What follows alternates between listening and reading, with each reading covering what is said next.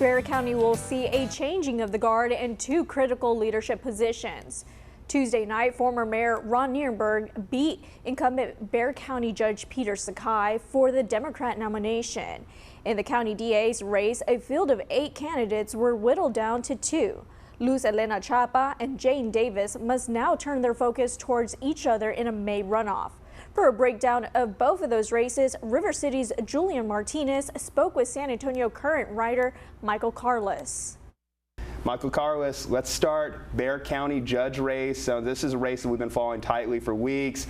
We thought it'd be a little closer, and then election day comes and 62% in favor of Mayor Ron versus Peter Sakai, roughly around 38%. What are your thoughts? Well, I told you all a few weeks ago that I thought Ron would wipe the floor with Sakai, but to be frank, leading up to this election, I wasn't expecting the results that we saw, and neither was Ron Nirenberg's campaign. That morning of election day, they were expecting it to be pretty close, and the general consensus was it could have gone either way.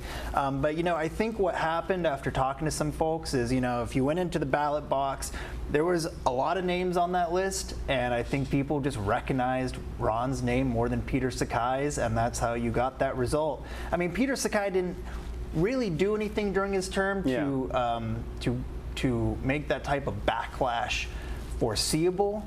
There was no scandal or anything. I think it really just came down to name recognition.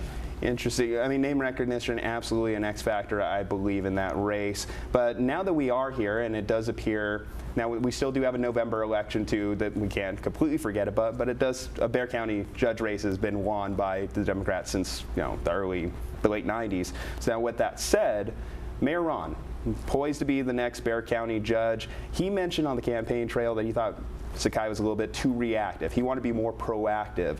What do you think that looks like in action? I think from a Ron Nirenberg Bexar County judge, who I think will win the general, I think you'll see something more of a Nelson Wolff type leader in which he is able to coalesce county commissioners around his agenda and get things done. And that was, the public, I don't think, had issue with Peter Sakai, but some of the commissioners did have an issue with his type of laid back, as you said, reactive type of leadership. So I would expect to see a Nirenberg administration similar to what we saw during his time at City Hall. Now let me ask, obviously Project Marvel was a hot button issue during some of their debates. We know it's a little bit of Mayor Ron's baby, right, going in. The county, they've already approved the funding, but do you think the county could suddenly become more involved in Project Marvel as things move forward now? I could see the county pushing the city to get things done quicker. Remember, the city still hasn't even purchased the land where the arena is supposed to be built, and last time I checked, construction was supposed to start this fall. So we're already running behind schedule. There's been no talk about that sauce chiller plant or the infrastructure improvements, right? That was supposed to be another bond package. That wasn't on the ballot on Tuesday. So I could see more pressure from the county saying, hey, we need to get this going. We've approved the funding, and you guys are kind of sitting on your hands, not doing anything. All right, let's shift gears to another big local race, the DA's race. So we know the Democratic field, it was loaded, came in with 8 candidates. In the end, there are 2 for this runoff. We got Elena Chapa versus Jane Davis. What do you think is going to be some of the biggest X factors going into that race?